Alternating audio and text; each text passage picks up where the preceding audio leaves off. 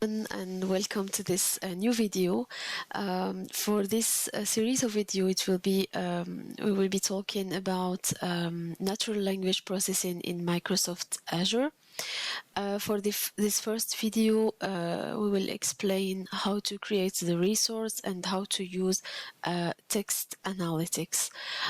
So first of all, as you can see in the screen, so you need to create a resource to be able to use the language service.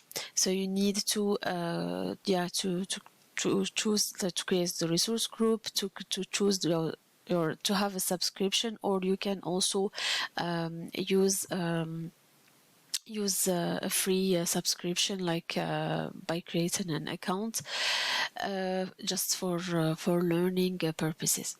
So during this video, I will show some examples that I have learned from Coursera, from the course Natural Language Processing in Microsoft Azure. We'll put the link later on. Created the resource. Now you can test it. So you choose, for example, first service which is classify text, which classifies actually the text. For example, imagine that you have some reviews for a hotel or a store or other reviews, and you want to classify them according to the opinions given by the users. So you can classify the text using classify text here in Language Studio. You just need to select the language to create the Azure to select the Azure resource that we have created in the first step, and here you can enter your own text. So you can first you can copy paste your text, or you can upload a document like a PDF. There are different formats that you can use.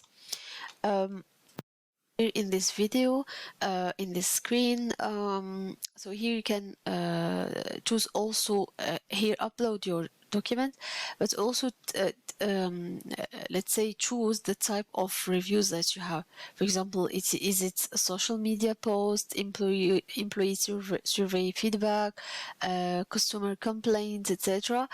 So it will help because it will choose in the back end, let's say, the proper parameters and the good models for your classification. So it's really easy by drag and drops.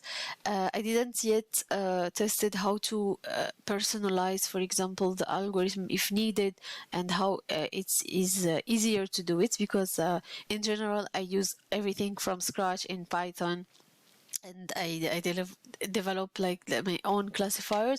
But here for maybe beginners or maybe for professionals who don't want to get in depth in algorithms, etc., in models, so they can just test that.